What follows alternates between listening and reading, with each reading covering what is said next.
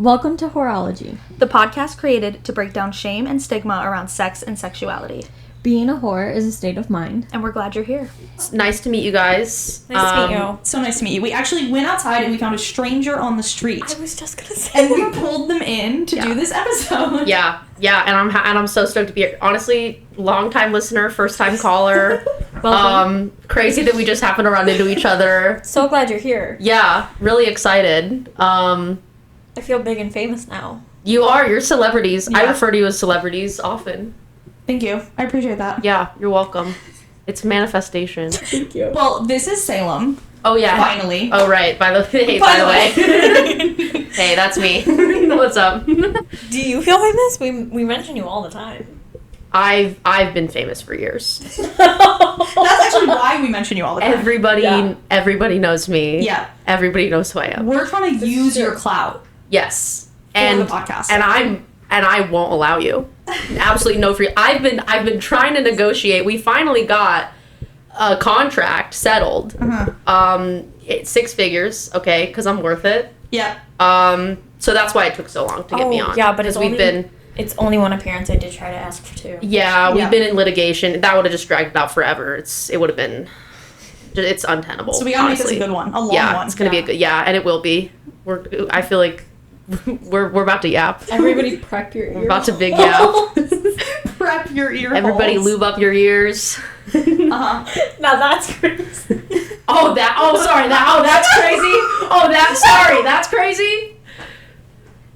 I'm trying to play in the space, okay? I'm building off of your bit. It's yes and, okay? That was the line. Okay, we found it. No, I'm glad. No ear play. No ear lube. Absolutely no ear play at all. You can play with the ear, you just can't lube it. Oh, okay, wow. That's that's crazy. Dry only. It dry. We keep it real dry around here.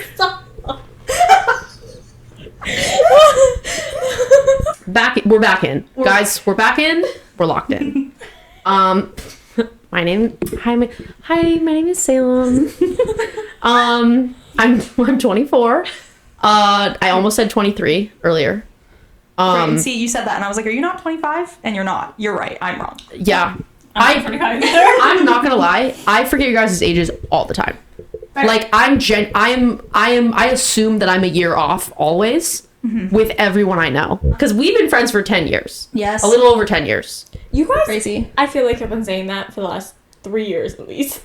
Well, friends for 10 years. I think time is relative and not real. Yeah, no, I think we started saying it last year, and I think we're a year early because I think this year's actually 10 years. Oh, see, I think last year was actually 10 years, and I think we're now at 11 years. I don't know. Once again, I assume I'm a year off across the board. I'll never be correct. Then that's the part we don't know. That's the hard part. Because if we became friends in 2013 on Tumblr, we're at 11 years. Yes, I think we're longer than we are. Yes. You're yes, you're longer. Yeah. You're longer. Oh, I didn't know that. I assumed you guys were longer. It was not by very much, but I think by like a year or a little less. Yeah, so our trio turns 10 years next year. Oh, that's fun. Yeah, that is fun. That's really fun. Can I have a party? Yeah, we should. We absolutely should. We gotta find the date of that show. It was June, for sure. I think it was June 3rd. We should have a party. We're gonna have a party. Huge. Everybody's awesome. invited to the party. And everyone's invited. Make sure you like and subscribe. Put on that notification bell. We'll make a party. And you will get a party invite if you are a subscriber. Yeah. Subscribers only though. Subscribers only. You better have those notifications on. It's gonna be right here in this apartment. I'm watching. Amazing. I'm trying to drive engagement. Thank you. I really appreciate that. Yeah. I don't do that ever. We got another comment on our last video about our feet or our socks. Shut up! Really? Oh. Yeah. What did it say? About the socks? Was it like take them off? No, it was like cute socks. Oh, that's nice. Just black. Oh just my God. Black socks. I need funds. Buy them. I have dinosaurs on skateboards on my socks. You'll get a comment on your socks. You'll probably get a comment on your socks. Awesome. The feet people have found us. God, that's your new niche. Get in there. I don't want to be a foot girl. Caleb's gonna start selling feet pics. Yeah, honestly. So let us know. Leave a comment. I sell underwear before I sell feet pics. Okay. Great. Underwear is No, I costs money though. Yeah, because you'd have to replace it. But they were gonna pay for it for me. Okay, so if they buy the underwear and give you And a an payment, additional fee. you will send them your underwear. Yes, I'm gonna charge a service fee, and that's gonna be for the underwear. Yes. Okay, great. That's good. That's very good. Hit her up. Do you know your Venmo? Drop your Venmo. It's at Kaylin-O'Neill. I Listen, knew we were gonna ramble. we're on the introduction. we haven't even introduced the topic. We haven't introduced the topic, but we have introduced several new forms of commerce, several new grinds, okay? We've barely introduced you. We're trying to get the bag, okay? You gotta have your priorities in He's a order. businessman. I am first and foremost, now back to the intro, back to my introduction. First and foremost, one thing you gotta know about me, I am a businessman. Yeah. What's your And business? Business? My You're in business? the business of doing business. I'm in the business of business, Okay. okay? Every day I wake up, I put on a trench coat, and then I put a trench coat over that trench coat. I can't believe neither Okay. of you said misery. Oh, God. You are in the business of misery. I am definitely in the business of misery. I'm professionally miserable. I have a briefcase, and I open my briefcase. Inside it, another smaller briefcase. Yeah. Inside that briefcase, Like a yo-yo and a Rubik's Cube. I was gonna say a suicide note.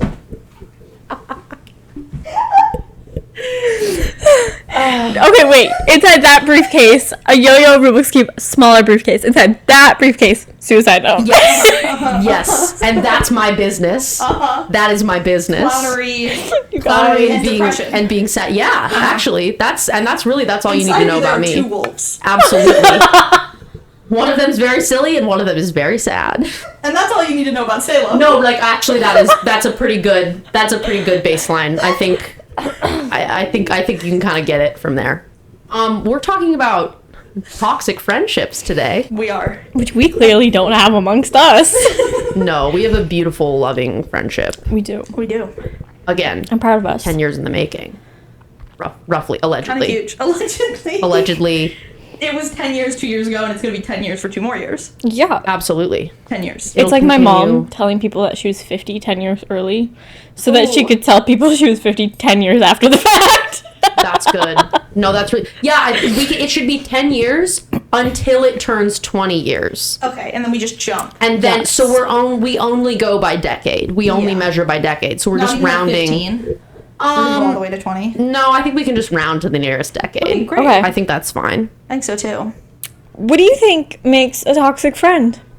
Gee, now great question. I feel like a toxic friendship is, I don't know, like I feel like there's like so many different ways to be toxic, but I think like if we're trying to boil it down to like one or two like primary things, I feel like it would be like a lack of reciprocity and like an uneven, just like an imbalance between two people. Like I think that it often, like the toxicity can arise between like, yeah, like one person giving a lot and the other person giving very little. And I think that's kind of typically what we envision when we think of like toxic friendships, or just toxic relationships in general. And then also like I think like if two people have a very different understanding of what the relationship is and a very different expectations for what the relationship is like supposed to look like, and like what does it mean to be a friend, like what does that look like in action. I think when people are vastly on the same page, like on different pages, that is a recipe for a toxic friendship. You know what I mean? I totally agree. I feel like oftentimes it's like a lack of respect for your boundaries. But I feel like really when it's toxic is like when you like continuously let them know what it is you're looking for, and they do not provide that. Yeah, or like, Does that make sense? Yeah, like giving a specific. I feel like that has happened to both of us like many Yeah. times, of like giving the same feedback over and over and being Yes. like, I really don't like it when you do this, or it really hurts me when this happens, or like you're not doing this thing for me that I really need you to be doing. And they're like, no, of course, totally.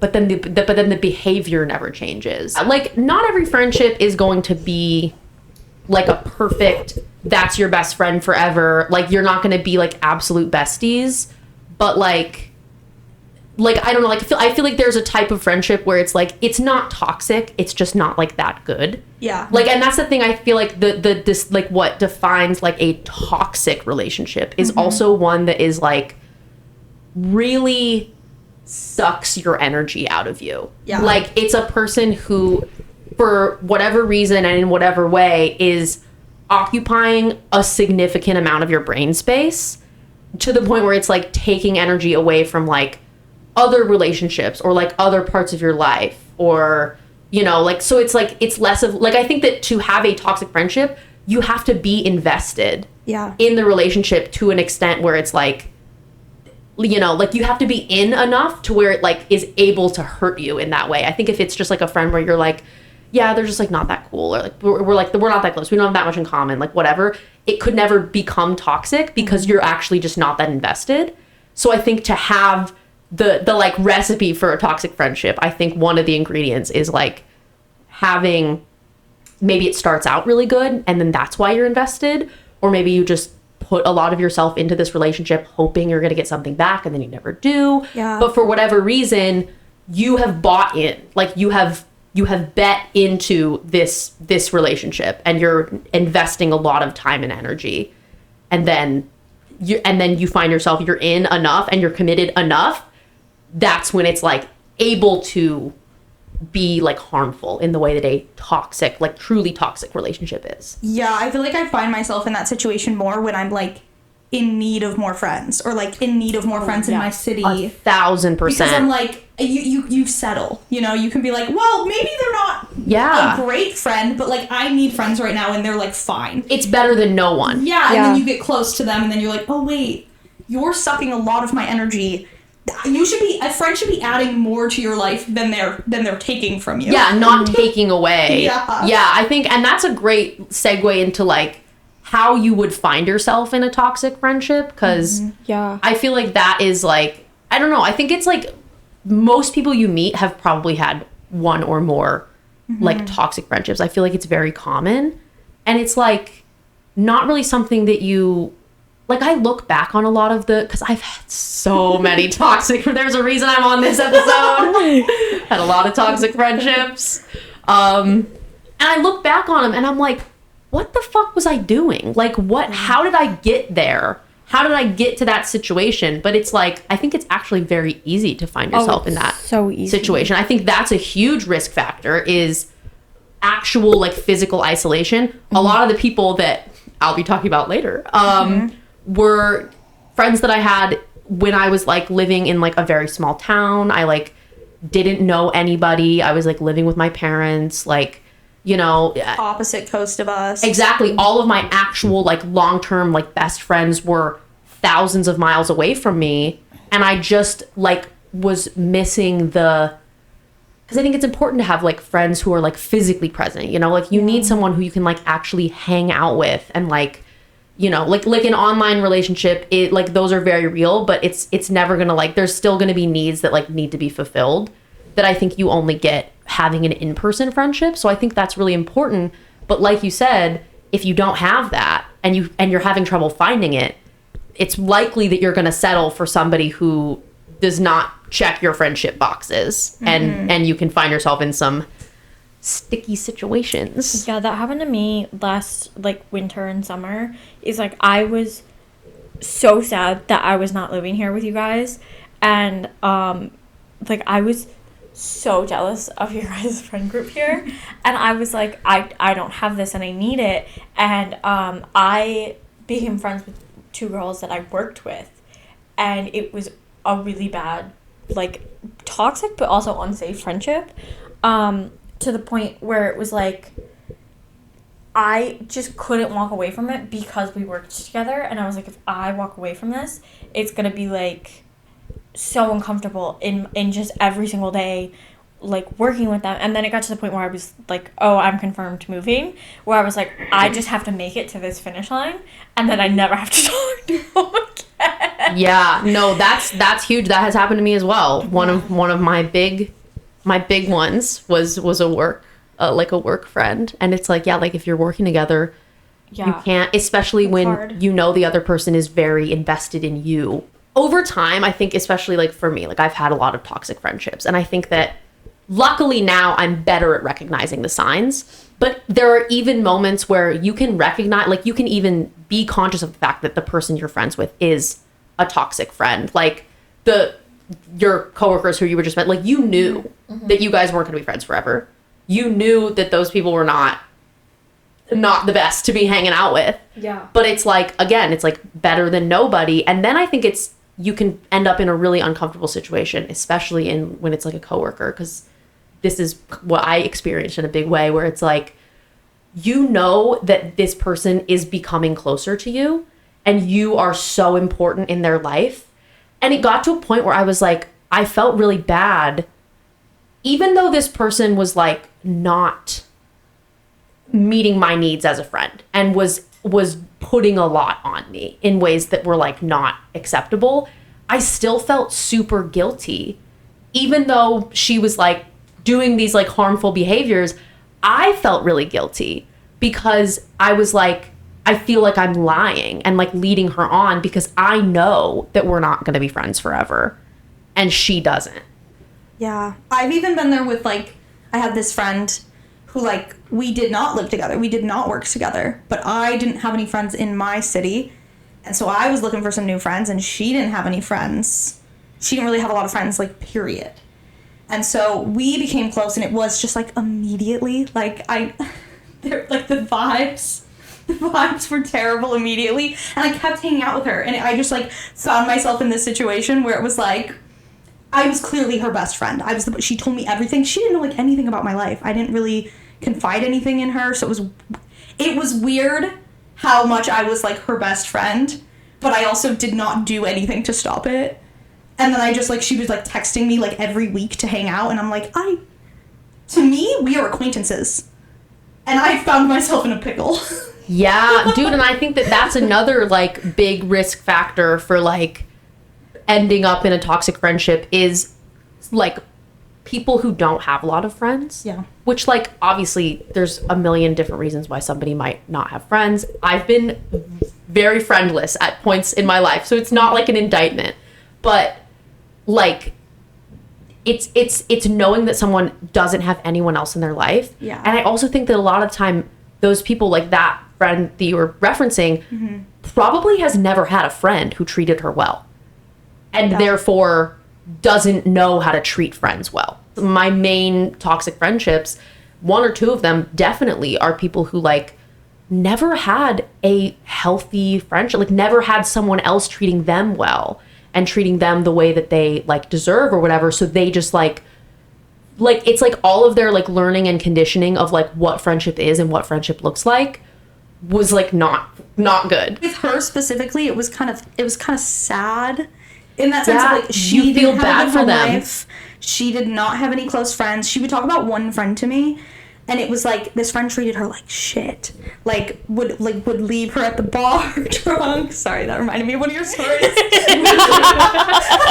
Are you talking about me?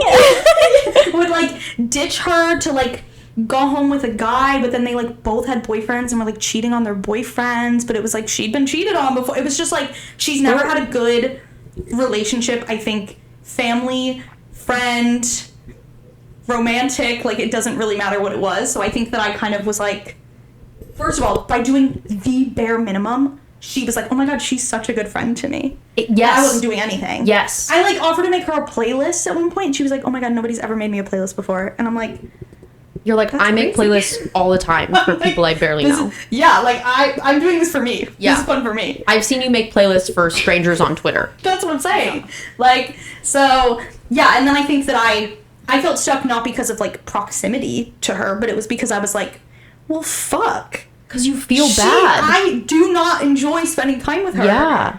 But I feel like I can't leave her. Yes, because and it's like and then it's like the whole relationship is built on like this like pity. Yeah. And then I think that because I've also been in that situation of like being friends with people who like I feel like didn't really have any other good friends or maybe had like never had like a healthy friendship and like but then it's like it's that same like pattern of like they become very attached to you but you know that they're not it. But then also you can't just kick them to the curb because you do feel bad for them. Yeah. But then it's like, oh, well, but now I'm being an asshole by like, you know, basically like being fake to this person and pretending like I like them when actually I have a lot of problems with them. So it's very messy. It's a very messy situation. I didn't necessarily feel bad like I was leading like either of them. I had a worse relationship with one over the other, but we'll call them Helga and Bella. One of mine is called Shrek, so Shrek and Helga. Okay. Shrek and Helga. Helga was like flat out like an alcoholic. Like she every day she was drinking, even if she's just sitting at home. She was always high and she just like refused to admit it. And then Bella and I kind of like we're quieter, but Helga I don't know if we're gonna be able to take the name Helga seriously. You can change Helga if you need to. She just was like such like a brute force that she was like always yelling at us, and it wasn't even that I felt like that I felt bad or I was like leading her on or was like, oh well, like if I am not her friend, no one else is gonna be. It was just that I was like, every time we went out, something bad happened, and I just for some reason kept convincing myself. I was like, oh well, this time will be different. This time I'll be able to like reel her in. It'll be fine. But then she was always screaming at me and putting me in dangerous situations, and like it got to a point where I was like, I don't want to do this anymore. And then this like guy who was bad got involved, and she started dating him. And it was like, I can't even be around him. And that was like the downfall of us. Was like, and she didn't even care. Like, she didn't ask me why I stopped coming around. Like, that was just the end of it. And I was like, thank God. Yeah. Get out of here. No, totally. And I think that that's like a different type of, like, I feel like it's like, yeah, like it's, I don't know, like a spectrum or like a, just like different like types of toxicity in other people. Because I think most toxic friendship ever was Shrek. Because I think with Penny there was good times. That's true. And Penny, I think I genuinely cared about her and she genuinely cared about me. Yeah, me too. And had a very warped way of showing it and had a lot of problems of her own. Yeah. Shrek was just an asshole. She was so like mean. I feel like that's like a big distinction that like between like people who are like, I don't know, I think like maybe like they think that they're trying or like they don't like understand like their like bad behavior or whatever. Like it's not, they don't have the intention of being malicious. And then I do think that there's like people who are genuinely like they don't fucking care about you. Like and I think that Helga was in this category of like she just didn't care. And I think that is so much more like there's like a vitriol there or like a, you know, like there's like an animosity where it's like, yeah, like, so like with Shrek, like when we stopped being friends, I didn't give a shit. I was like, I don't feel bad for you at all because you treated me so poorly. Whereas other friends, it's like, even though they treat you poorly, there's still maybe like good times that you had or like you feel bad for them in some way. And there's like, so it's like a little bit more like, has more of those feelings of like guilt. I don't know if you experience this, but especially with that type of toxic relationship where it's like someone who literally just treated you like shit. I think back on that and I'm like, why did I stay for so long? Like, why was I friends with her for so long? The like, pity I feel is like toward myself. Like, why did you 1,000%. Yeah, like why did you put up with that? And especially when there's like, there are really no good times to look back on to be like, oh well, at least she was nice then. At least we had a good time at this point. And it's like, you kind of look back and it's like, no, even the good times were kind of shit. Or like, especially I also think like, and I don't know if you relate to this too, but like I have a lot of toxic friendships where it's like pretty much our whole relationship was just about like doing drugs together or like drinking together. Like exactly. It's just drinking. Yeah, it's the friend that you party with. Yeah. And like, so it's like so I think that there's also that aspect of like, if every time you hang out you're fucked up, maybe it's easier to like excuse the bad behavior, or like, you know, or like it's like, oh yeah, well we had some good times, and it's like, yeah, but those times were only good because you were like so drunk you don't remember them, you know? Yeah, I mean, the reason I put up with the two of them for so long was because I was like, if I don't hang out with them, I have no one to hang out with. Yeah. All my friends are here. How do I make friends as an adult? Like, yeah. It was, for me, the fear of hanging out with her was less than the fear of just hanging out by myself. Of just being alone. And I think especially the added coworker of it all. Yeah, totally. We work together. Yeah. And when we did stop being friends, I was not working with her anymore, thankfully. Mm-hmm.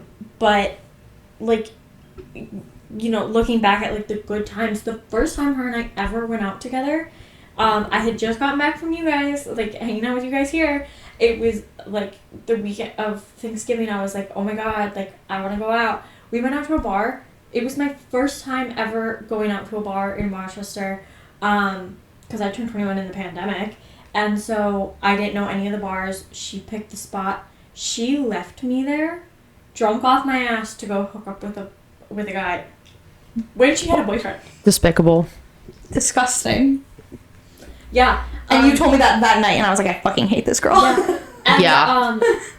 I was way too old for me. Men were talking to me. I literally had to grab a girl at the bar and be like, can you help me? I don't know these men, and I need them to leave me alone. And thank God that girl, I went to high school with her. Because Rochester's the smallest fucking city in the entire world. I went to high school with her, and she was like, oh my God, yeah, like, I'll help you. Her boyfriend, who I did not go to high school with, acted like he knew me. And was like, oh my God, how's your aunt doing? And, like, acted like we were, like, besties. I was like, oh my God, thank you. And I hung out with them for the rest of the night. Like, complete strangers took better care of me than she did. And I was like... At that, I should never have gone out with her after that. But I was like, haha, oh my God, so silly, goofy. Yeah, I was like, just somebody to hang out with. So stupid. I'm very grateful for our friendship because it's like, I think that some people really just don't have friends like that. Like, they don't have friends who they could, like, go to for, like, emotional support, or, like, we just did a bunch of errands today together, you know, or, like, how, like, you know, I'll be like, oh, does anyone want to go to the grocery store with me? Like, to, like support from your friends, like, emotionally, materially, with, like, tasks and stuff, and just, like, I don't know, like, we know a lot about each other's lives, like, we have a high level of, like, emotional involvement in each other's lives, and I think that, like, and I've, luckily, I get, on top of having many toxic friendships, I have genuinely had so many good friendships in my life, even since I was, like, a young kid, which I'm very grateful for, because I don't think that is, like, the standard across the board. I think that some people just, like, for whatever reason, really don't, like, experience that ever. And I think that those people tend to be assholes to others because they just don't know, like, they just don't know how. It is such a red flag for me when people don't have a lot of friends. And that's so mean. And I hate saying it because it is, like, I do think it's that you probably didn't have good friends when you were younger. Yeah. And now you don't know how to be a good friend. And so you're struggling to maintain friendships. Or even, like, dating. That's, like, one of my big... Like, if you don't have a lot of friends... Yeah, big red flag. Yeah. Nope. Big red flag. Nope. Yeah. Well, there was a period in my life where I had literally not a singular friend.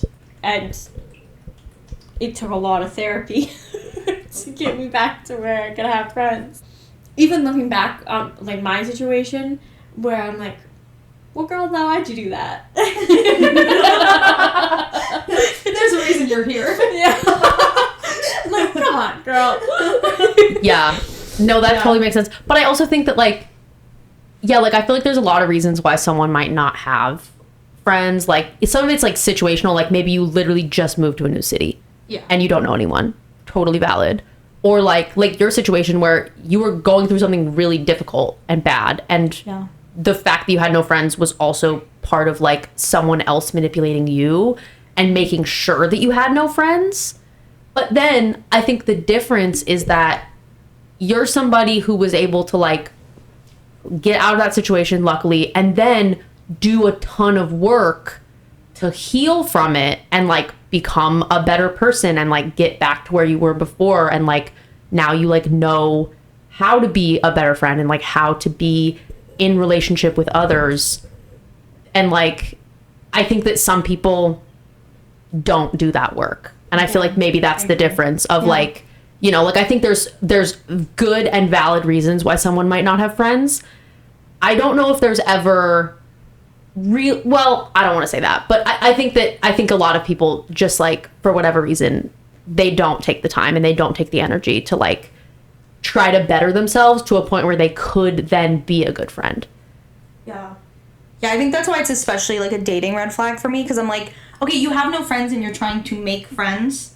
Good for you. I feel like it's a lot harder when I'm like, why are you on a dating app if you don't even have any friends? Right, Why are you trying to start with that. Start by making some friendships, please. I always think it's interesting when people are on Tinder Mm-hmm. and then their bio's like looking for some friends. I'm like, that is not what Tinder's for. No, get a Bumble BFF. Get a Bumble BFF, Craigslist, a museum. A museum? Craigslist in the museum. Tinder. If you're trying to be Caitlin's friend, check Craigslist in the museum. I'll hit you up on Craigslist. Thank you. Craigslist got rid of the personals. Just go to the coffee Yeah, shop. they don't do them anymore. Oh, so sad. Put a flyer in a coffee shop. It's Yeah. better than Tinder. Get billboards. Now, and I have tried to make friends on Tinder before, so I'm feeling very attacked. I'm actively bullying you Yeah. in this moment. Yeah, no, that and listen, you're right. Okay, you're right. How'd it work out for you? Where are all your Tinder friends?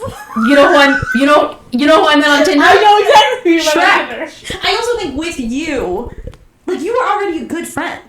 You had been a good friend for a long time, and then you were put into a situation. I think there are some people just who are in their 20s and have never Like been a they good never friend. make it to the good friend stage. Yes. I think like because You they just haven't never lost had it. that in like their childhood or like Yeah. whatever it was that how they were raised or how they were socialized, that it just like never happened for them. Yeah. Which is sad, but I'm like, Yeah. you can't have a relationship that's just based on you feeling bad for someone else. You can't. And that's a lesson that I've learned in my life multiple times. Me too. I just think if I was a better friend, I never would have lost it. You know? Yeah, but I think there was like a clear.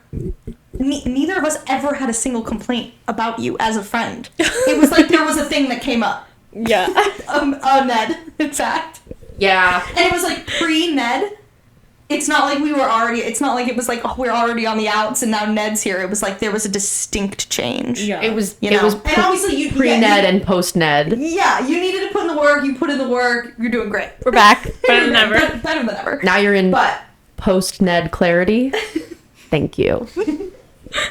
not Was that Thank you. post-Ned clarity. was that a nut? Yeah, like Yes. post-nut clarity. Don't make me explain the joke. I stand by it. I don't need you to explain it. I was just getting some post clarification. Yeah, that's your current state is post-net clarity. I kind of already talked about this too. Has a toxic friend ever put you in an unsafe situation? Helga. Helga. Just rolls off the tongue. Helga. I think she deserves Helga. I hope Helga's listening to this. Helga, if you're listening, you got ops. We're fucking coming for you. We were at this bar and we went up to a dartboard that wasn't working. We started throwing darts at it, and this girl came up and was like, "That's my dartboard." And instead of having any kind of conversation with her, she punched her. Helga punched this girl. So they got into a fight. Helga. Helga's a great name. And they, the security came over and kicked us out, as they should.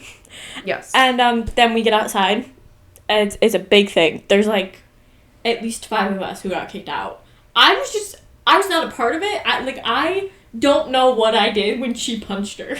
Like, I can't remember what my body did.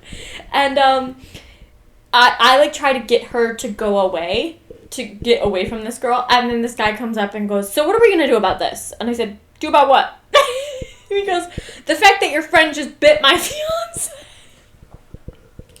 Not bit my fiance. Holds up her arm and there's literal teeth marks. She's out here biting people in public. Biting people in public. Pop a muzzle on that bitch. Jesus. And so I said, what do you want to do about that? And he said, I'm calling the police. And I said, I'm drunk. I'm plastered. Okay, it's St. Patrick's Day. That is my day. And he goes, I said, okay, that as is your right. I'm just gonna let her know what's going on. Give me just a second. So she's like over sitting. Suddenly, two of my coworkers are there. I have no idea where they spawned in from. And I said, I'm gonna call my brother's friend. He's a cop. He's gonna tell me what to do. So I called the cop, and I explained the situation. He has only said hello. I explained the situation. He goes, I think you should run. No. So I hang up and we run. Oh my god. Yeah. And then the next day, I get a message on Facebook from this guy. Like, it's not the guy who I was talking to, but it was like the cousin or the brother. He was like my brother's fiance. Like, your friend bit my brother's fiance or something on Facebook. I was like, block. Oh my god. And why does that have anything to do with you? It doesn't. I didn't bite anybody. That's the crux of it, because it's like the fact that it's like she creates the situation, and then for whatever fucking reason, you're the one who's responsible for resolving it, for taking all the blame for it, for fielding random Facebook messages from people you don't know, talking about you bit my fiance. That's crazy. That's crazy. There was one where I'm sort of I guess I wasn't really unsafe, but certainly my health was not prioritized. We didn't think about This was unsafe. This was crazy. Because this is my biggest. none of us were in a good condition to drive. No. And you needed to go to the hospital. Okay, we gotta back the story up. We gotta start from the beginning. We gotta get some fake names. Okay, so Manny. We're going off Mary with these names. I'm going silly with the names. And Pam. Yeah. Manny, Mary, Kate, and Pam. I think the names should start to be more unhinged. Okay. Yep. Okay. Anyways. So it was 2019, right? 18. Oh, 2018. Yeah. We went to Riot Fest 2018. in Chicago. And it was the three of us. Pam, Mary Kate, and Manny. Manny. Yes. Sorry. So good. And This is why we can't have funny fake names. We just laugh at them the whole episode. you hadn't been feeling good like the whole weekend. Mm-hmm. It's a 3-day festival, and for those who don't know, it's a 3-day festival. I went on the first day, and I ended up I was feeling really sick. I think I started puking on the first day. You did. Because I did the whole concert, started throwing up near the end of the night. I was just really sick. A Weezer was closing, and we were just in the very back on the grass, and you were sitting in the grass, like, puking into a fry bucket. Yes. Yeah. So the second day, I didn't even go to the show. I stayed at the hotel. I laid in bed all day. I was puking, like, the whole day. Mm-hmm. But by the end of the day, I was feeling a lot better. So I was like, because I missed so many bands on the second day that I wanted to see. And the third day, I think the Wonder Years were. Yes. They were. And which is my favorite band. Yes. And I was like, I can't miss the Wonder Years. I need to go. We have matching Wonder Years tattoos. We do. Did also, go. Sorry, I just wanted to start by saying that this was 8 hours away from us.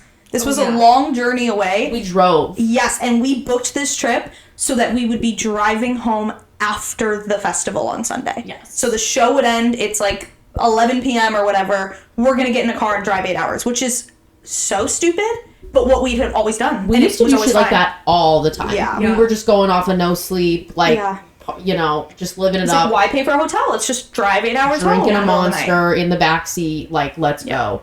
So by the end of the night, I was sicker than I've ever been in my whole life. I had the worst headache I've ever experienced. It was definitely like a migraine type situation. My like vision was like getting black around the edges. I think I might have passed out or like I almost passed out. I was puking uncontrollably. Couldn't stop throwing up.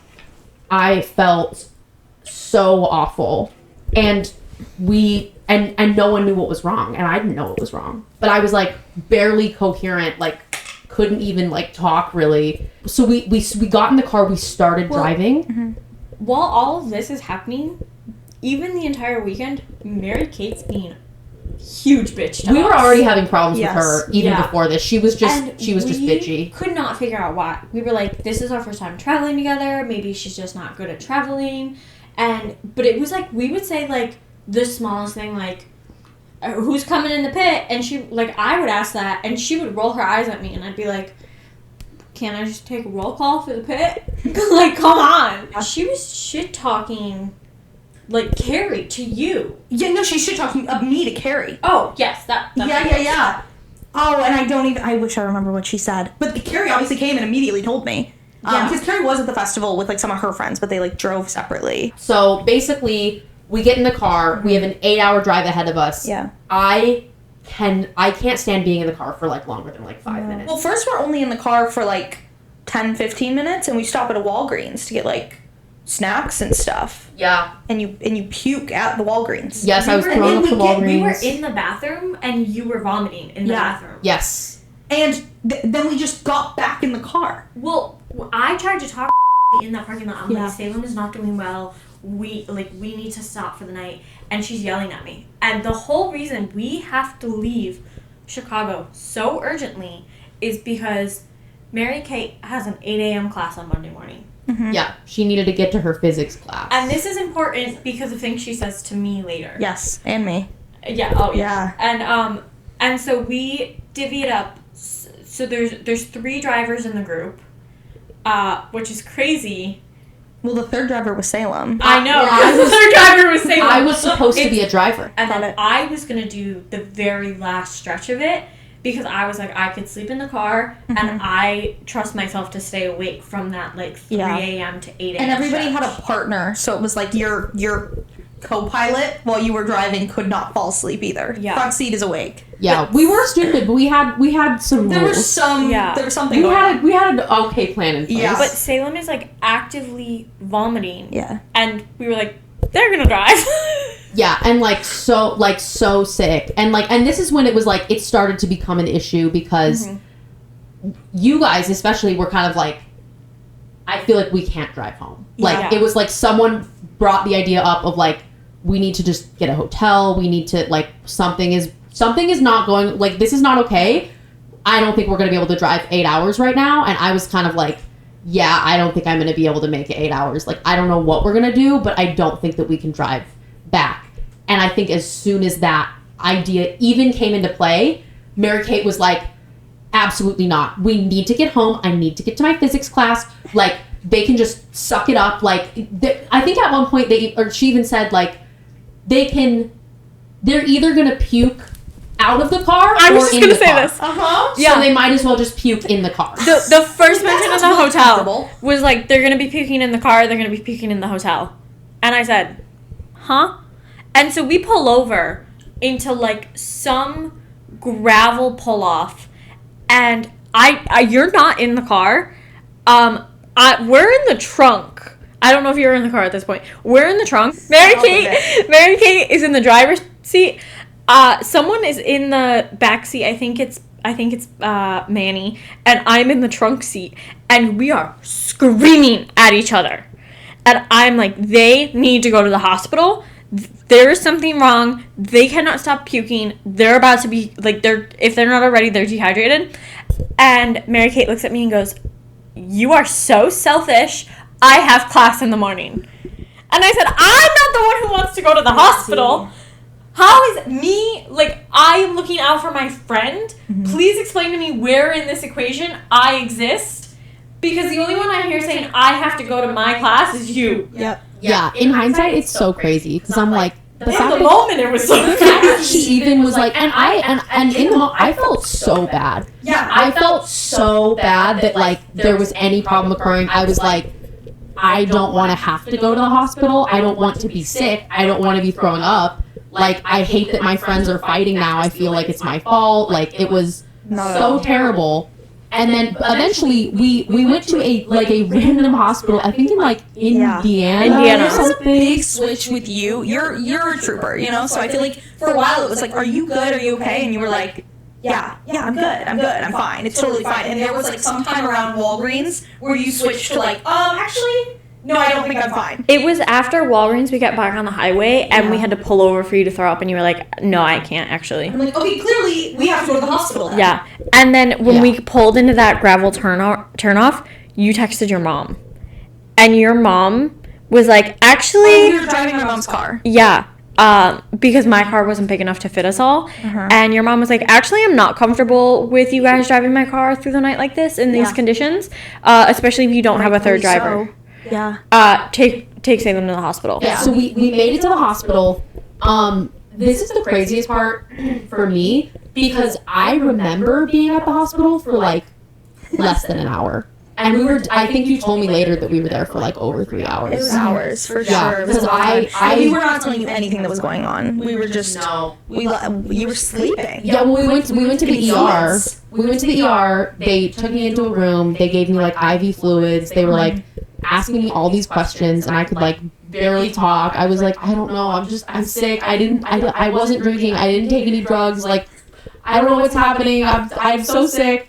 So they gave me like IV fluids, and then I fell asleep, and without even realizing, because I think when I woke up again, I was like, I thought that I didn't even know that I had slept. Like, I really thought that we were there for like 45 minutes. Yeah. We lied to Mary Kate, saying that you needed your pillow and blanket from the car, and went out and got them because we were scared that she was gonna leave with the car. Oh yeah, because you wanted to get the keys. Yeah. I forgot about that. Oh my god. Yeah, and it was kind of crazy too because when we got there, they were like, you can only have 2 people come back with you.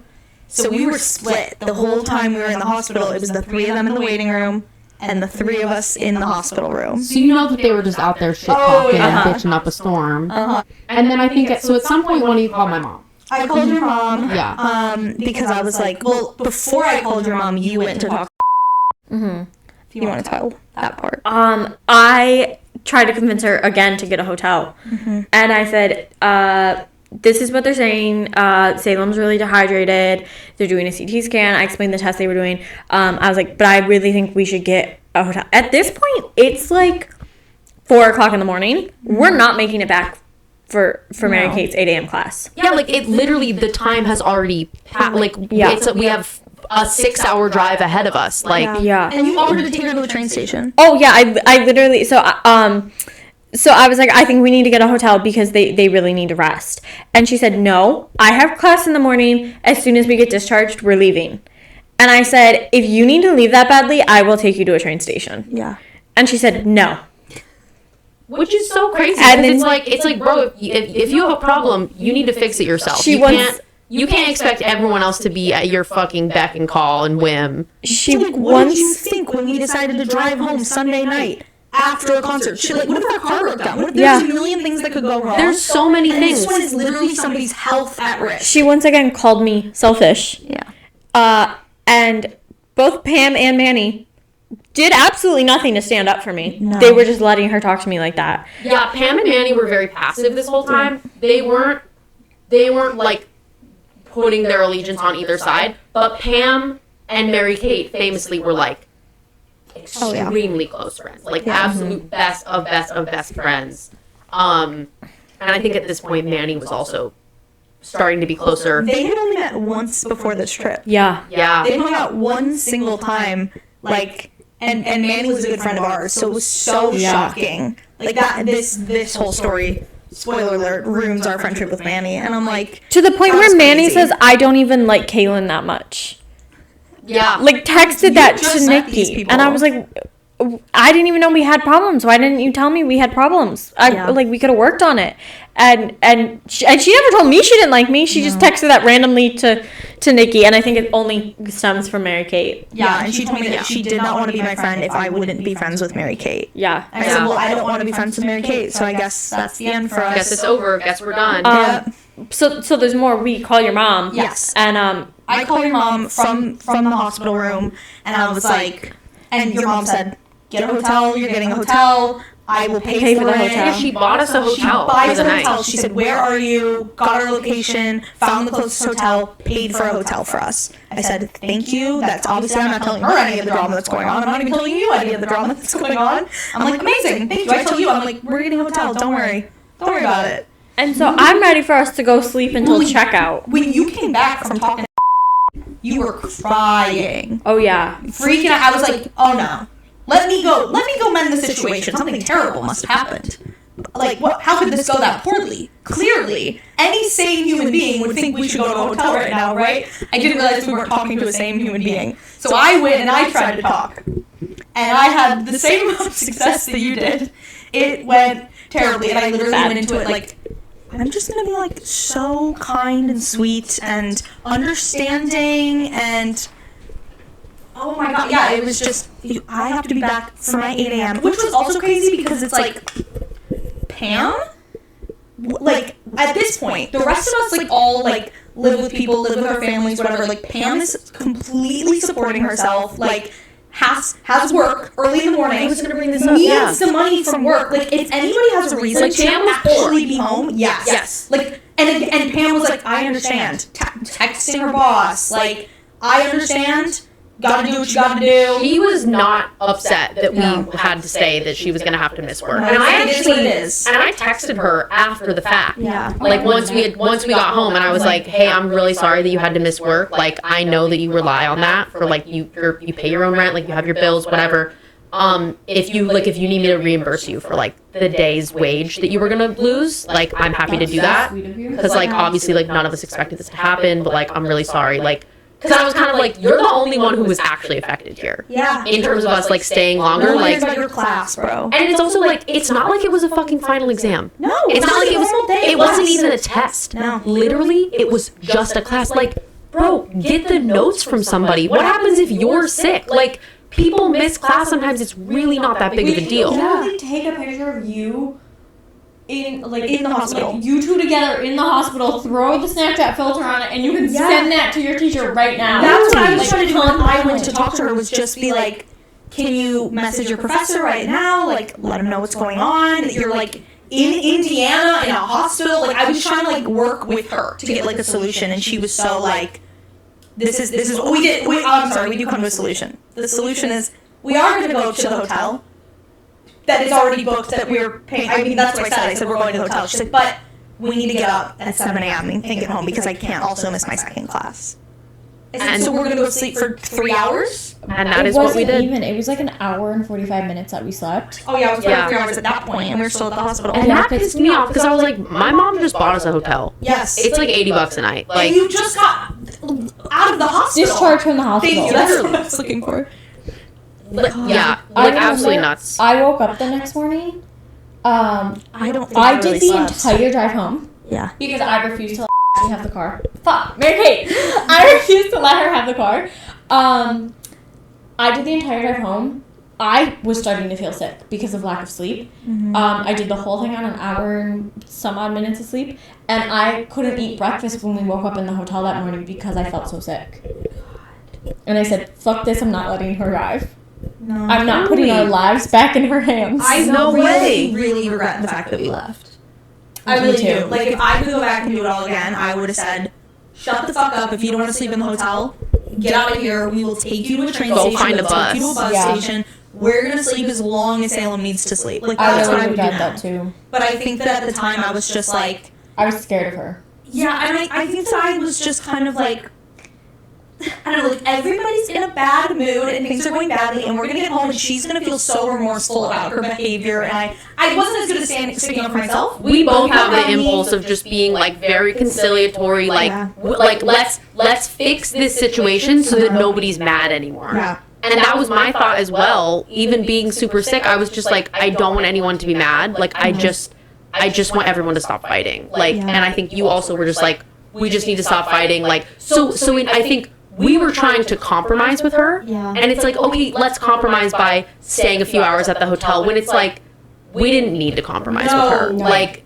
and even that as a compromise was unequal. No. To be, you know, like, crazy. it didn't even make any sense. It's like, We also were all on no sleep, exhausted, sick. just did a 3-day festival where we like didn't even sleep that much in between, and we're out all day in the sun, you know, being in the mosh pit. We would never let this happen again. She never at any point had remorse or felt like she was in the wrong. That was my biggest problem. It's No. like, I literally, even though this was insane, would have been down to like not be. I mean, we were never that close. It's not like she was like our bestie, you know. So she was like a concert friend. Like, we would go to shows together. Like, it was like, that was kind of what characterized our relationship. We weren't like hanging out very often. Exactly. We only saw her a few times a year anyway. So Yeah. I was like, I would have been down to be on fine terms if she came home and was like, I'm sorry, I was exhausted, I was so stressed about class, and it got the better of me, and I was a fucking asshole. Yeah, like, I was being crazy. Yeah. I'm so sorry. Like, I think that I probably would have accepted an apology at that point. Yeah. But the fact that there never was one, and I'm sure that to this day she still feels like she was in the right for that situation. I absolutely still do not understand what about this entire scenario makes Nikki and I selfish. No idea. Like, I truly, it boggles me. My ass It would boggles love the to mind. go home and get in bed. Yeah. Like, no one I is- would love to sleep in my own bed. No one is relishing in the fact that we're hanging out in a hospital in Indiana. Bro, No. I'm an insomniac. Get my ass home to my own bed. I'm not fucking sleeping in this hotel. I did actually sleep in the car though, and that says a lot for me. Yeah. So At one point, I look up in the mirror and everybody in the car is passed out. And I said, God damn it. God, and we put Manny up in the front with You're you. so brave. We put Manny in or me and Manny switched. I think that's what it was. Because I was up front and Manny was out front. And then That's after crazy. we got back to Buffalo, I still was an hour away from my home. God, yeah, wait, did you crash at ours or did you go home? I don't remember. I hope you crashed at ours. I hope I you think did. I think I went home. I think you do. I think you all. I do think you went home. That's crazy. But yeah, that's insane. You know, I will. So something you said earlier, like, how were you guys selfish in that situation? Mm-hmm. I feel like this is such a thing with like really toxic people, where it's like you are always going to be the problem. Mm-hmm. It is never their fault. It's never on them.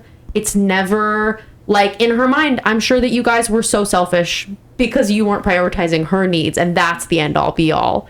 And That is, like the definition of being selfish. literally, but it's like, and that's the thing, and they just can't see it. Like, they just can't see it. And I also think that toxic people, and I feel like this is very true in toxic friendships, and definitely something I've experienced, is like toxic people, like they make you feel like you buy in, you know, like you buy into their whole thing. Yeah. Like I was saying with like how like we didn't need to compromise with her. Yeah.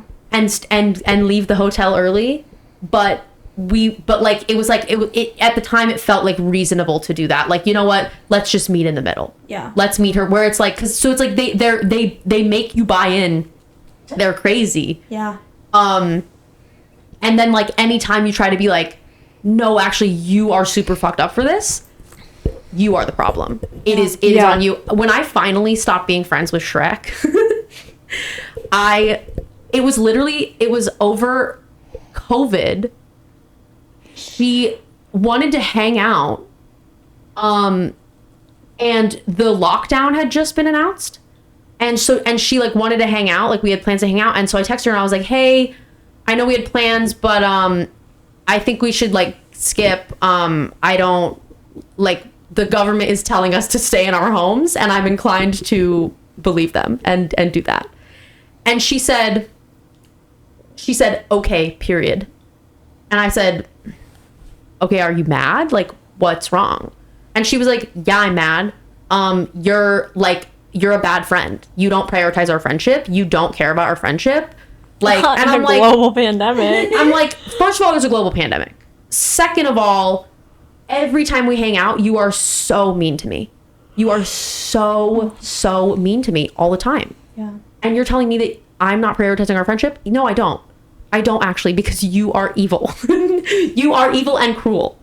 And it's like, but I did at the time, like, I remember, I guess, like, it's not that I think a part of me did feel bad. Or like I had maybe done something wrong. Or like I at least was questioning myself, where I was like, wait, am I in the wrong? Was I wrong to do this? Am I just overreacting? Am I being dramatic? Like, you know, where it's like, because they make you buy in. They like really convince you. It's a very, I mean, yeah, I think that toxic people, like toxic friendships like that, there's often manipulation and like manipulating you and your feelings and like kind of tweaking the narrative to like make sure that they're always in the right and that you're always the problem. Yeah. And I think that, yeah, Mary Kate, she was doing some real mental gymnastics to try to make sure that she was the one coming out on top. Your mom said to me after the whole Riot Fest trip, she looked at me and she's like, I can't believe you let her get away with that. In the essence that, like, I don't let people get away with shit. And I was like, I know. I like, it was something about the way that Mary Kate was talking to me that really just reminded me of my father. Yeah. That I just shut down. And now... She's a yeller. Yeah. Yeah, she was like the volume. And angry. Belligerent anger and yelling. And which is also scary for me. Yeah. And for you. Yeah. And I don't know if you read how much of The Body Keeps the Score you read, but there's a part of your brain that controls your speech. The amygdala. I think it's called the Broca. Oh, the amygdala is like your fear center. Yeah. And then the speech part is part of the hippocampus. Yes, and I think it's called the Broca. You should cut that in case it was wrong. No, I think you should keep it because we sound like we have huge brains. Anyway, they did MRIs on people who have experienced extreme trauma, and when their trauma is recreated, that part that controls your speech turns off. It goes dark. Yes. And so I literally feel like that's what I was experiencing during this whole Mary Kate incident. Probably you were, absolutely. But where it's like you feel like you can't talk. Yeah, we've talked about this before. Yeah. It's definitely... And now when I'm in situations where I'm like, do I stay silent or do I stand up for myself? I literally think of your mom. Aww. And how she'd be like, I can't believe you let her get away with that. I'm like, I can't let Amy down. Amy. I was gonna say the same thing. Love to shout her out. Yeah, shout out Amy. But yeah, I look back on that and I'm like, I should not have let her get away with that.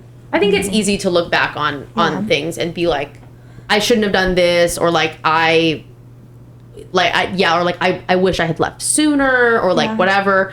I think that like anyone can find themselves in that situation. But I do think that over time you get more attuned to like the signs and like how to deal with it and how to handle it, and then like knowing very clearly or more clearly like when to walk away and when you need to. And I think that we've gotten way better at that. Absolutely. Of just knowing like when to call it, because I used to stay in bad situations for way too long. Penny, God, yeah, me and Penny were friends for like, I was friends with her before I was friends with you. Yeah, we became close because of Penny. For a long time, she was my longest friendship. Yeah. And we had a complete no contact falling out and then rekindling the friendship. That happened 3 times. Yeah. Oh my God. At least 2 times too many. I just kept taking her back. Yeah. She just kept cycling back. I also had a falling out and took Penny back. But I did it just the one time. I think the problem was just too, as we were talking about earlier, with the feeling bad.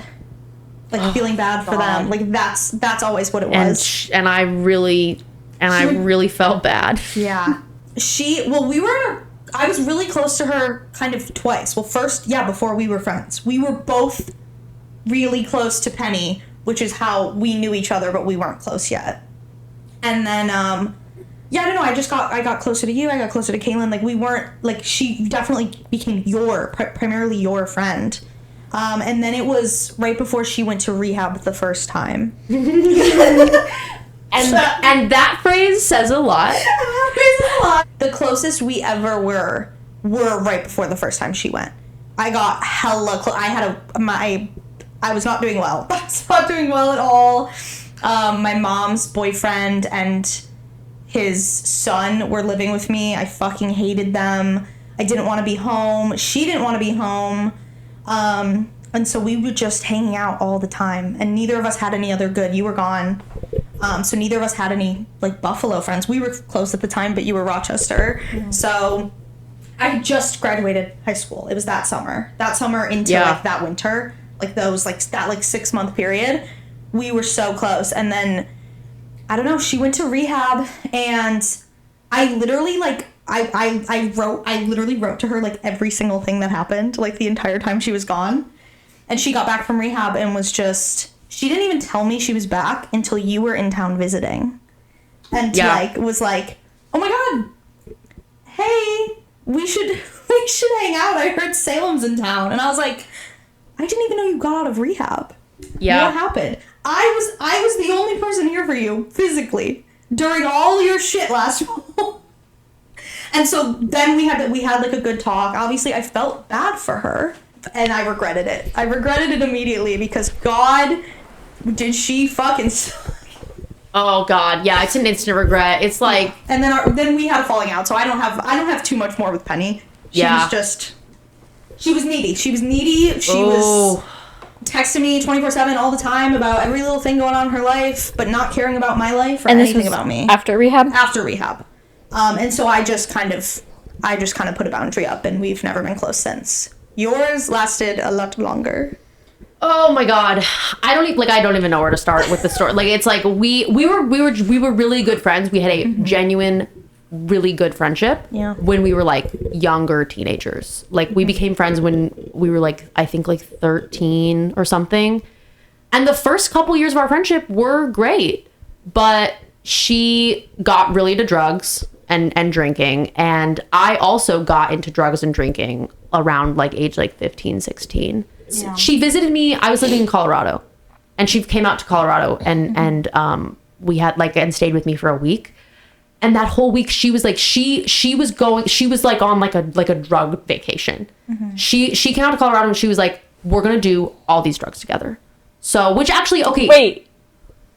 What? That's what you meant by drug vacation. I thought you meant vacation from doing drugs. No, a vacation to do drugs. The first time that both of us ever did like coke was together. We like tried, and cause she wanted to. She was like, let's do this, and I was like, oh my God, okay, like that we're so bad, you know. And like we took like shrooms and like acid together, and like we were smoking weed and like drinking. And I remember like 2 or 3 days into the trip, like, she woke up and like immediately was like, okay, like let's do shots or whatever. And I was like, hey, we've been getting fucked up for like 2 or 3 days in a row. When are we going to take a break? And she got mad at me. She got really mad. She was like, what do you mean? Like, the whole point of me coming out here is so that we could like party together. And like, she got really pissed. And I was like, no, I know like that we talked about it, but I just also assumed that we would like, you know, like hang out as friends and like go to a museum. Yeah, like go to like a library or something. Like, it's 9 a.m. I don't want to drink the bottle of vodka that I have hidden in my closet. But yeah, so she was like, she got really mad that I didn't want to like do drugs with her again. And like, you know, like I was like, buddy, I just like I wasn't even like saying it in like a judgmental way. I was just like, dude, I need a break. Like, what? Like, this is crazy, right? Like, we can take a day off. And she was like, no, like, whatever, was pissed about it. So then it was really crazy to find out later on that she was like basically framing me as like the instigator and like the person who was like introducing her to all this stuff. And like, I never would have tried this if it weren't for Salem. And like, so then her mom like really hated me. She thought that I was like a terrible influence and I wasn't. Colorado trip, like, she told me, oh my God, I'm going to Colorado and I'm going to do so many drugs. I'm going to do all... And I didn't know that you did drugs other than, like, smoked weed. Yeah. So I was like, that was surprising to me, not for Sean, but because of you. And I think that I was also just like, oh, like, maybe just Sean. And then the only reason I knew that you guys did drugs together is because she came back and, like... Told you all about it. Yeah. I'm just like, that's so extra crazy that you're the bad influence. Exactly. Yeah. So it was very wild. The way I did not know that you ever did drugs until like the past year or two. The entire time you were doing drugs, didn't know you did drugs. Yeah. Well, and that Because you never once were like, Yeah. do drugs with me. Yeah. Well, and I never would have. What do you mean? Salem was always holding a gun to our head and making us do drugs. My bad influence. Yes. Exactly. Yeah. No, like the entire like tour we followed that first time, had no idea that you could have been doing drugs. Yeah, well, and I wasn't, like, you guys were more my sober friends. Yeah. So I, like, when we would hang out, I enjoyed it, because I was like, Yeah. oh, I don't have to do drugs to be friends with these people. Yeah. But all of my other friends, it was like... in that time period, I mean, Yes. not specifically, like, those shows. Oh, yeah. Like, in No, that yeah. time period, never would have been like, oh, yeah, Salem, they do drugs. Yeah, it was just my whole friend group. It just became really, really normal. But the first off was because she went to rehab, and then... she cut me off because we had like done drugs together in the past. And so like when you get sober, you're like not supposed to talk to any of the people that you used to like use with or whatever. That makes sense. And which does make sense. I did not do drugs. No. Which is why it was so weird. Yeah, that was weird. That she didn't talk to you. Yeah. And I think, and maybe it was just because it was like you used to come with her on like the drug deals or whatever. But it was like that was because she asked. You know, like it was weird. So that was the first time that we stopped talking. Was post rehab. She was like, "You're a bad influence. I can't speak to you ever again." And then she reached out like, however long. I don't even know how long it had been. Like maybe a year, maybe like 6 months. I don't remember. You were in Buffalo. Yeah, the timeline gets really foggy. She reached out. She wanted to be friends with me. Yeah. And wanted to hang out with me, and I was like, no, I don't want that. And then I think she sent me a letter in the mail. She like got my address, and sent me a letter and like was like, hey, she was like making amends. Like she was like part. So she was like she was sober and like. She was like, I'm so sorry for everything. And like, I do want you in my life. You were always a good friend to me and blah, blah, blah. And I was like, oh, we did have some good times, huh? Let me take you back. So then we became friends again. And like, our first big fight that I remember where I cut her off for the first time, Huge. was in college. I was at UW. I had graduated. This was 2017. So I graduated in the spring. Went to college in the fall. I didn't want to go. I was miserable. My mental health was terrible. Literally the worst time of my life. 2017 was the worst year of my life. It was bad. It was a bad time. And she was a fucking mess in this era. I mean, literally like... This was also when I was talking. This is when I ended up being like, no. Yeah. Yeah. And she was sober, but... I think that she just traded one addiction for another. And so she was engaging in a lot of like really risky sexual behavior.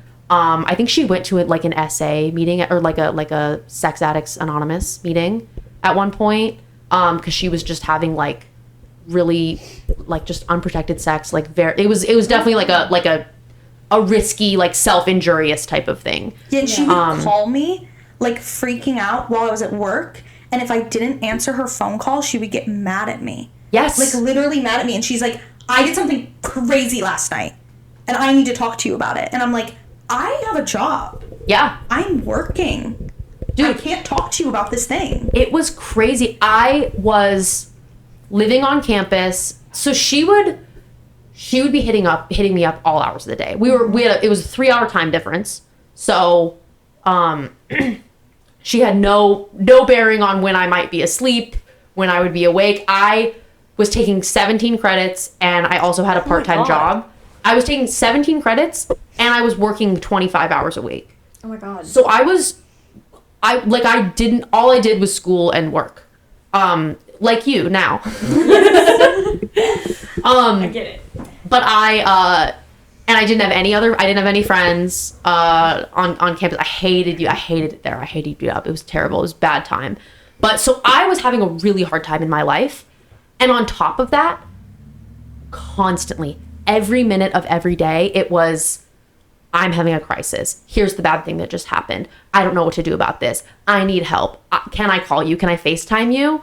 Can I, like, I would go to class. Like I had like I remember coming out of it was like a 2-hour class, and I came out to like 13 text messages from her where she was like, what are you doing? Why aren't you responding? Are you mad at me? What's wrong? Like what? And I was like, I was in class.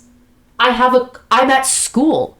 What do you think is going on? Like, I have a whole life. Like, I don't, and it eventually got to the point where like, and this was one of those situations where I tried to tell her. Yeah. Like, we had multiple conversations where I was like, you need to stop. Like, you need to chill. I think, and she was just so like, she was like always pushing my boundaries. And she would try to FaceTime call like every day, both of us. And if you answered, if you were free and available, or you called her back, she would ramble about her life for 10 minutes and then say, okay, gotta go, bye. Every time. Never once did she ask me about my life. I don't think she even knew like where I worked, who my friends were, anything about me at all. It was crazy. Definitely, but I talked to her every day. Yeah, I don't think she would have been able to name any of the classes I was taking. She didn't know what I was like, what my jobs were. No. Like earlier that year, I had like a pretty traumatic like sexual experience, and it was so, and she was always talking about like the guys she was fucking and telling me like details, like the nitty gritty details of everything about her sex life. And at one point I was like, I can't listen to you talk about, like, this is triggering for me. I need you to stop. I don't want to hear about your sex life. And she was like, oh my God, of course. Like, no, totally. That makes sense. Like, no worries. Didn't know what had happened. Like, didn't ask me what was wrong. Just was like, okay, fine. And then maybe lasted, I don't know, like 3 days, like a couple days, definitely not a week, before she started being like, okay, I know you said you don't want to hear about my sex life, but can I just tell you this one thing? No. Can I just tell you this one thing? Can't. And any boundary I would try to set, it would be like, oh my God, but like just this one time. And if I was like, no, I really don't want to hear it, she'd be like, oh my God, like seriously, come on. Like, it's just one thing. Like, it's really not that big a deal. And then sometimes she would just tell me anyways. And I was like, so it was like, you truly just could not set a boundary with this girl. It was not possible. And I eventually, I just was like, it's over. I can't do this. I need, you can't talk to me. Don't text me. Don't call me. We're not friends. We're done. Dude, Quinn and I, near the end, it just became extremely unequal and imbalanced with like the amount that I was giving to her and how little she was giving me in return. Do you want to just go right into the baby story? Oh boy. Yes. Okay, please tell me. You have this really unbalanced friendship. It was very imbalanced. It was very imbalanced. Because she had the weight of a baby. She had there was a whole other person on her half of the seesaw. So we were work friends. We got pretty close. And the town I was living in was very small, very conservative. I was not out at work. I was a girl at work. I used my name there. Like, everyone knew me as Salem, but now it was didn't you have a green mullet? I sure did. It was yellow. It was yellow when I was hired, and when I left, I had like 5 different hair colors by the time. Checking in. Green mullet, Salem. Why don't she her hours? Like, yeah. So, and I mean, and everyone knew that I was like gay. Yeah. But it was just, nobody knew that I was non-binary. Okay. And neither did Quinn, which was crazy because it was part of those things where I was like, it's clear that like I am the absolute number one in her life. Mm-hmm. And she doesn't even know my gender. Yeah. But then it was like, so I often felt bad for that. But at the same time, it was like, she didn't know my gender because she had made comments before about how like she had this like shitty boyfriend who the guy who eventually knocked her up. And they're not together anymore, but you know, like, he was also really toxic and bad. But like at the time, like when they were still dating, he got in trouble at work because someone at work was non-binary and used they them pronouns, and he was like making a big stink about it and was like, it's just so fucking stupid. Like, I don't know why I'm getting in trouble for this, blah, blah, blah. And she like took his side and like defended him. Oh, I did not know this. And so, well, and that's because I was like, because I had thought about telling her before. Yeah. And I just was like, there was something that was kind of, I was like holding back. And when that happened, I was like, I can't tell you this. You're not going to be normal about this. So it was like, so a big part of our, it sucked. Yeah, it sucked. I mean, a big part of our relationship, it was like, it sucked to be like, this person clearly feels so close to me, and I am unable to feel that close to her because there's these big parts of me that she just doesn't even know about, and that I really don't think that she would like accept or like be, I just think she would be weird about it. Yeah. And I was like, I don't want to deal with that. And I certainly don't want to be out at work because there were other people at work who were even more transphobic. So like, and I liked having a friend because this was post Shrek. I didn't really have very many friends like in where I was living, really just Isaac. And he was like a teacher, and also has like 2 boyfriends and like lives with them and stuff. And so it was like, we weren't hanging out a lot, just cause like we're both like busy, whatever. And then also pandemic happened. And so there was that. Yeah. But I started working at a pizza shop in 2021. And so it felt great to have a friend who was like available, had the same schedule as me. I saw her all the time. We were hanging out a lot. I was like, great. I love having friends. Well, yay. And so, yeah, we got really close. And then, like maybe like 3 months into our friendship, 3 or 4 months,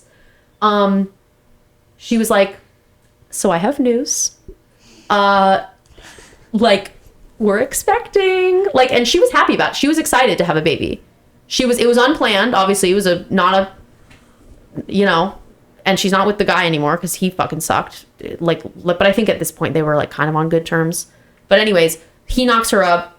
She gets pregnant. She's excited about it. And I'm like, oh, like when she told me, I was like, oh, because I didn't know if I was supposed to react positively or negatively. Like I was like, are you looking for support, or are you trying to get a ride to get an abortion? Like, exactly. I was like, am I supposed to be excited for you, or do you need like emotional support? Like, it's gonna be okay, we're gonna get through this together, like you're not gonna have this baby. Like, I didn't know. Yeah. But she was excited about it, so I was like, okay, great. And she was 20 at the time.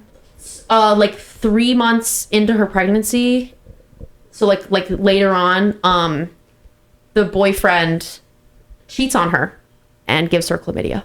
Oh, so they do break up. Yeah, that'll do it. That'll do it. And chlamydia while pregnant. Yeah, he's fucked for that. He was so fucked. He was evil. That's crazy. Yeah. Gross. Yeah, he was very gross. And you know what? He was a redheaded Libra. They always are. Not me.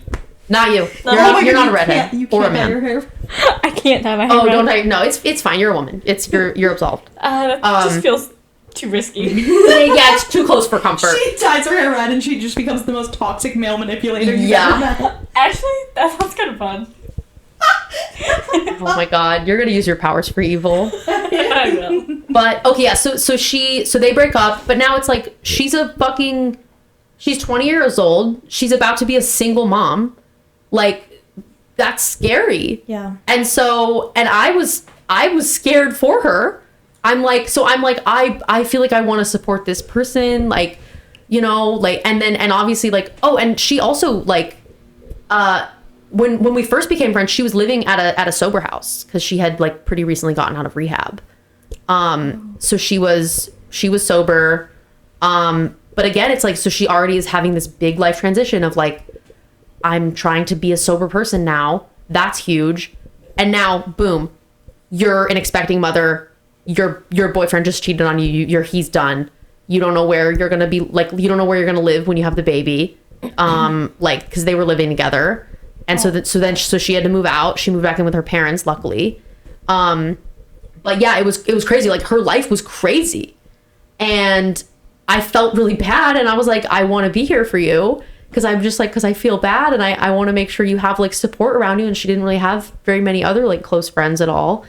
And so, but like obviously like she thought that we were extremely close, and I was kind of the only person that she really had who was like there. And so eventually like time comes, she's gonna have the baby, and she's like, I want you to be there with me. Oh. Because, like, she doesn't have, you know what I mean? Like, the dad's obviously not gonna be there. They don't fucking talk anymore. Like, he's an asshole, and she doesn't have really any other, like, she needed support, and I was like, and I just remember when she asked me, I was like, I can't tell her no. I can't, it would crush her. And also, I think that, like, I was scared on her behalf. Like, I couldn't imagine being in that situation and then also not having anyone there to support me. Yeah. And so I was like, yeah, I'll be there. You're such a good person. I know. I see, and honestly, and I feel like a bad person because I'm like, and I remember at the time I was like, I'm going to be there when your child is born and we're not going to be friends forever. You don't even know my That's gender. okay. And I knew that. And it's like, and I She feel needed you at bad. the time, and you were there. Yeah. Yeah. And I'm glad that she at least had someone. Yeah. And it just makes me sad that, like, I don't know, like, I feel like I kind of was lying, but I also, like, it's like, I understand my own reasoning for that. Like, I don't know. It was a very complicated situation. But anyways, I was there. I was there for the birth of her child. And I was scared. First of all, so pregnancy, I don't like it. I don't like it. I think babies are fine. I think they're absolutely fine. I don't hate them. I think kids are fine. I think they're good. We know all about Caitlin's opinion on babies from last episode. Yeah, you don't like them. Hate them. And I don't like them fresh out the womb. I think they're creepy. I think they look like little aliens. I was just gonna say. They're gross and slimy. It's bad. It's a bad scene up in there. And I never even watched, oh, and I got up in there. We'll get to that. So, Wait. I had never even seen a live birth, like, in health class, where you, like, watch the video. We never even did that in health class. Oh, me either. I had never seen a live birth. I didn't know what was going on. Dude, I thought that I was going to be able to, like, hold her hand and be like, it's okay, you got this, push, whatever. No. The doctor came in. The baby's coming. She's dilated, whatever. We're there. We show up at the hospital at, like, 7 p.m. And we were there for 22 hours. Holy shit. We were there for 22 hours. I did not sleep. And so the baby was born, like, in the morning. We got there in the evening. We stayed all night, born in the morning. When the doctor came in, I thought that I was going to be able to, like, you know, like, be up by her head. I was like, I don't want to see what's going on up in there. The doctor says, no. She goes, you. I need you. What? Me? For what? To hold her leg. Why? Because They have a whole hospital of paid employees. I guess not. I mean, it was COVID. I think they were at, like, minimal staff. Like, only a certain number of people could be in the room. So it was me, her grandma, They put you to work. and her dad that were there. And and obviously, like, Dad had to be by that. I'm like, Dad got off the hook because he was a dude. I'm picking you over Dad. And so the doctor said you and Grandma gotta come over here and hold her legs while we pull this baby out. Oh my god. Bro, I watched this baby come out of my friend. Well, okay, so Who's barely your friend? Who's barely my friend? you mentioned this birth the other day as we were walking to Rob's. Yeah. Hi, Rob. And Hi, Rob. Rob gets a shout out every podcast. And in my head for the last couple of days, I've been picturing you on the floor of a pizza. Oh, you thought it was an unplanned, like she's coming out, like, Catching a baby in yeah. like a pizza mitt. Like, oh my god. Well, I'm glad it wasn't that. I'm glad that it wasn't that. Oh my god. It was a little bit more structured, but it was still crazy. that's literally what I thought was happening. Scooping up the baby with the pizza paddle. Salem has lived so many lives. I have lived many lives. I'm honestly embarrassed because I feel like your story would have been so much crazier, and now I feel like mine wasn't that crazy. No, yours is still pretty crazy. Revisionist history. I've never. It was actually it was at pizza. You were right. I've never seen. Dad and Grandma were there. Yeah. I've never seen a birth, and holding a leg for a birth is still pretty crazy. I saw all of it. It's a lot of fluid. Ew. It's a lot of fluid. Did they have to get the? What was that? Hey, sorry. What? Did they have to get the vacuum? No vacuum. The baby came Sometimes- out. The baby came out nice and Sometimes smooth. the babies get stuck and they have to vacuum them They out. do. They gotta slurp them out. Cone head. They do come out with a cone head. They come out with a cone head. But the vacuum makes the cone head worse. I think it does. Yeah. Yeah. But yeah. So honestly, the worst part of this whole story that I do feel bad about is the doctor takes the baby out, swaddles it up, and then so my friend had a tear, which is not uncommon. Yes. She had a level 1 tear, so it's a lot of blood coming out, bleeding.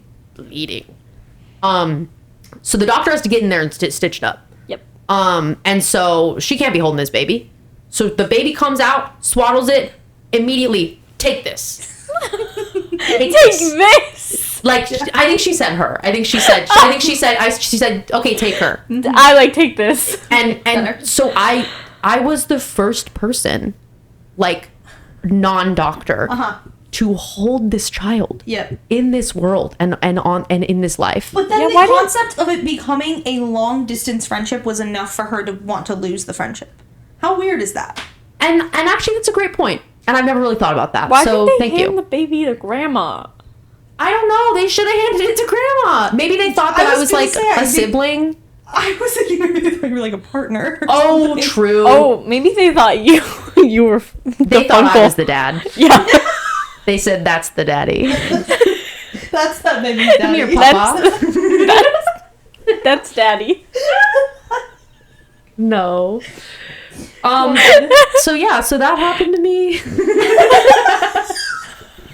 Horrible. Oh god. Don't like it. Now, Yeah. okay, well, we have so many questions left somehow, and so many people and stories we haven't even told. So, I do think we should do a part 2 to this. I do think so. Oh, this is the longest we've been sitting recording an episode, and we didn't even make it like halfway. Yeah. We didn't even answer so many of the I knew things. this was gonna happen. I did. I know. Yeah. It was. We all expected this. If you want a Toxic Friends part 2, we've so many Let us- stories. We have left. a lot. America, get in the comments. If you, America. America. I love to address America. Philly. If you're in another country, fuck you.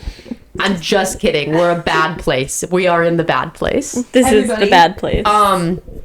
Yeah, we listen, lots more stories where that came from. I think that's the craziest one for me. I don't know if I can top live birth. No, you can't say that. You have to say, "What? No, I saved my best story. I still have it." Oh, of course. I say my best story, and if you want to hear it, like and subscribe. Make sure to toll that notification bell. Told that. Exactly. We'll be back. You'll be back. Well, you'll be back for multiple I will be back. other episodes. We already have the other guys, don't Yeah. worry. I'll be back. I know. I'm the favorite guest. Okay, you can say it. No one wanted to address it, but we all know. Okay. I am obsessed with Salem. Thank you. Should I leave? What are we? We'll talk about it after. Oh my god, you want to get out of here? Yeah, let's go. Thank you so much for coming. Thank you for having me. Your traumas. Yes, Some of them, some of them. not all of them. Not, Sorry, I no. tried to outdo your trauma in my head with a live pizza birth. I love the vision. Thank you. I love the vision. And I mean, there's plenty of space on the expo table. There's enough room for to swaddle a baby on there. Yeah. Why Should we not? try it? Yeah. Let's head on down. They don't have them in Philly. I moved thousands of miles away I think from your the pod biggest pizza. problem is that we don't have a pregnant person. We'll find one. Craigslist. Yeah, Craigslist. We'll get one. I thought they removed the personals. We'll figure it out. All right. I believe in us. I'm sure you can find one on Tinder. Hey, Yes. if you're pregnant, leave a comment down Hey, below. leave it. No. Now that's that is gonna drive some terrible engagement with like spam bots. That is. You would have to watch this far into the video Oh boy. to be listening to this. And if you're pregnant and listening this far into the video, you're a big fan. And actually, if you have listened this far into the video in general, thank you. Yeah, there's many more stories. Yeah, and we were going to talk about lots of key players. I never brought up the SoundCloud rapper. Oh my god. Oh my god, I also have a SoundCloud rapper. Oh, But I had sex with him. oh, I famously did not.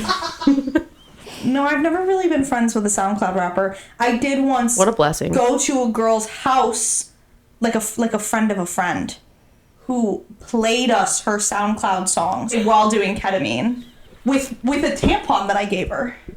She did.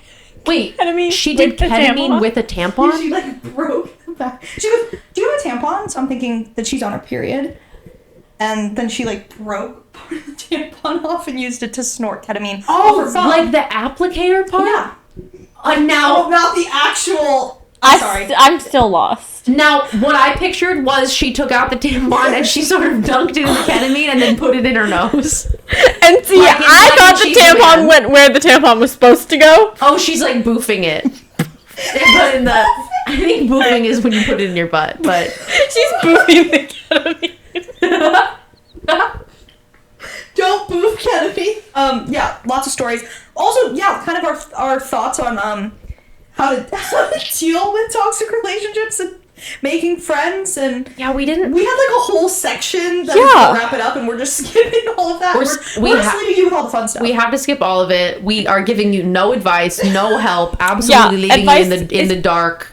Advice is part 2. Advice is part two. So the only advice I'm leaving you with is respect your own and others' boundaries. yes, Yep, that's my don't be an advice. asshole. Yes, Just don't be a dick. and don't boof ketamine. And don't boof ketamine. Thank you for tuning in. Love you. Bye. Bye.